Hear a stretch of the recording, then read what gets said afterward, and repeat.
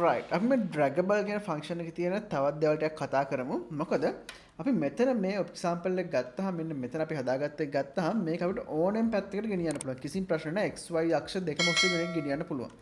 හැබැයි අපිට මේක හදා ගන්න ඕනේ දැන් මෙහෙම y අක්ෂය විතරක් ගෙනියන්න. මේක x අක්ෂය හරහා move කරන්න බෑ. මේක move කරන්න පුළුවන් y අක්ෂය හරහා විතරයි. right? ඒකට මම මෙන්න මෙතන Jquery website එකේ example section එක වල draggable එකේ example section එක වල මෙතන තියෙනවා constraint movement කියලා තියෙනවා. ඒ ටැබ් එක එනවා. මෙතන ආවට පස්සේ අපිට ඕන වැඩේ කරගන්න example ටිකක් දීලා තියෙනවා. right? බලන්න මෙන්න මේක අපිට move කරන්න පුළුවන් වෙන්නේ vertically විතරයි. මේක කොයි වෙලාවකත් අපිට මෙහෙම හරහට ගෙනියන්න බෑ. ඒ වගේම මෙන්න මේක අපිට move කරන්න පුළුවන් වෙන්නේ horizontally විතරයි. මේක කොහොමදත් පල්ලෙහාට ගෙනියන්න බෑ අපිට. right? එහෙනම් මේක source code එකකින් බලමු මොකද්ද මේගොල්ලෝ කරලා තියෙන්නේ කියලා. මෙතන source code එක බලද්දි ඉස්සරහම පොඩ්ඩක් කන්ෆියුස් වෙනවා මේ වගේ කෝඩ් එකක් දැක්කම දැන් ඔයාලට තේරෙනවා මේ කෝඩ් එකේ මොකද්ද තියෙන්නේ කියලා. right. මේ කෝඩ් එකේ අපිට විශේෂ සලකන්න තියෙන එකම තැන තමයි මෙන්න මෙතන. ඊට අමතරව අනිත් දේවල් සාමාන්‍ය මේක ස්ටයිල් කරලා තියෙන දේවල් Jquery වල ඩිෆෝල්ට් දේවල් ටික පාවිච්චි කරලා තියෙන්නේ. right. මෙතන බලන්න මේ draggable එකත් එක්ක මෙයා function එකක් දීලා තියෙනවා. axis y කියලා මෙයා දීලා තියෙනවා. අපි මෙන්න මේ copy එකක් ගමු. right මේ copy එකක් ගත්තා. අරගෙන අපේ කෝඩ් එකට දාලා බලමු. සාමාන්‍ය අපි කෝඩින් කරද්දි ගොඩක් වෙලාවට ඔය වැඩේ කරන්නේ කොහෙන් හරි copy එකක් අරගෙන ඒක අපිට match වෙන්නේ කොහොමද කියලා බලන්න. සාමාන්‍ය කියන්නේ beginner level එකේදී right මෙහෙම practice කරලාට ටිකක් දවස් යද්දි manually coding කරන්න පුළුවන්. මෙහෙම තනින් තන බලන්න නැතුව right. ඉතින් අපි මේක axis y කියලා දාගත්තා save කරගත්තා. යමු අපේ live server එකට right ගිහින් බලමු. horizontally මේක ගෙනියන්න බෑ. හැබැයි අපිට දැන් vertically මේක ගෙනියන්න පුළුවන් right. ඉතින් අපි මේ y එක x වලට මාරු කරගමු right. අපවසරයක් යමු right මම මේක save කරගන්නම් මෙතන right. දැන් අපිට මේක horizontally ගෙනියන්න පුළුවන් vertically ගෙනියන්න බෑ right. ඉතින් මෙතන අපිට තවත් example එකක් තියෙනවා මේ පල්ලෙහා. මෙයා box එකත් එක්කම move කරන්න පුළුවන්. හැබැයි මෙයා move වෙන්නේ box එක ඇතුලේ විතරයි right. ඉතින් මේක පොඩි challenge එකක්.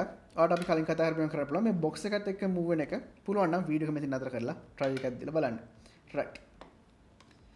ඉතින් මෙතනදී අපිට කරන්න ඕනේ මෙන්න මේ p tag එකනේ දැන් මෙතන ගත්තාම මෙන්න මේ p tag එක යට තියෙන එක move කරන්න. එතකොට මේක තියෙන මේ division එක ඇතුලේ. එතකොට අපිට මේ සම්පූර්ණ box එකක් ඇතුලේ මේක move කරන්න ඕනේ. එතකොට ඔන්න අපිට මේ p tag එක වට කරලා තව division එකක් කරලා division එකට style එක දෙන්න පුළුවන්. එහෙම නැත්නම් උඩින්ම තියෙන division එකනේ අපි එතනටම අපි style එක දාගෙන යමු.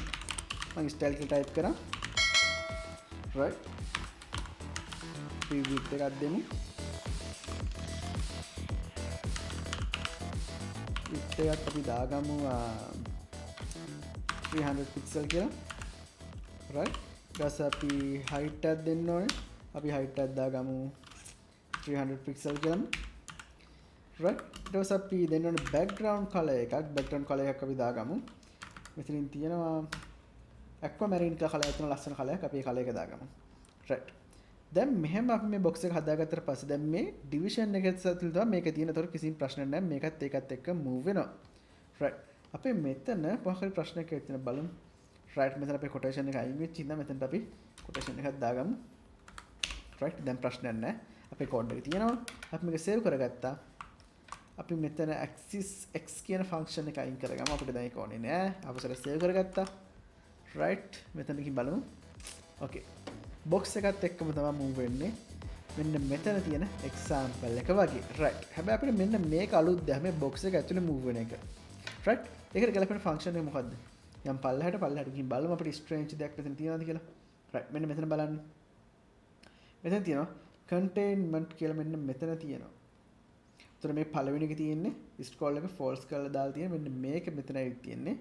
උතන මේ දෙවෙනි එක තමයි මේක දාලා containment parent කියලා තියෙනවා. ඒ කියන්නේ parent content එක ඇතුළේ විතරයි මේක move වෙන්න ඕනේ.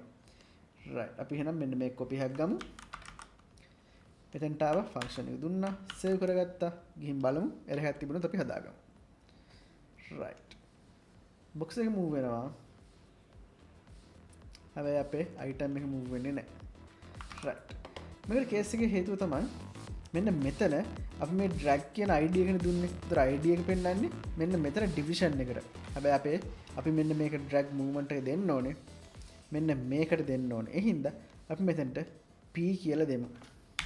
right. දැන් අපි id එක නෙමෙයි දීලා තියෙන්නේ. කෙලින්ම p tag එකට දීලා තියෙන්නේ. right. save කරගත්තා. ගිහින් බලමු.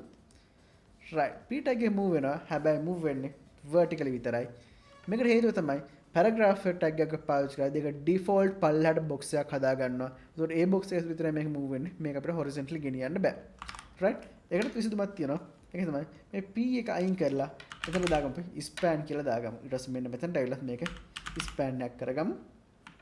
right? දැන් බලන්න. දැන් ගියට පස්සේ අපිට කිසි ප්‍රශ්න නැහැ. box එක ඇතුලේ මේක අපිට ඕනේ විදිහට move කරන්න පුළුවන්. right? ඉතින් මේ විදිහට මෙතන තියෙන example හැම එකක්ම try කරලා බලන්න. මොකද ඔයා practice කරන තරම තමයි මතක ඉන්න අලුත් දේවල් අහුවෙන්නේ. ඒ වගේම මෙතන තියෙන API documentation කියලා තියෙනවා. මේ API documentation එක ඊට පස්සේ මෙතන තවත් example ගණනාවක් තියෙනවා. ඉතින් ඒ හැම එකක්ම try කරලා බලන්න.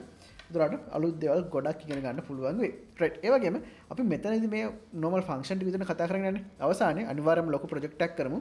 එතනදී කතා කරමු මේවා practically කොහොමද use වෙන්නේ කියලා. මුලින් අපි theoretical part එක ඉවර කරගෙන ඉමු.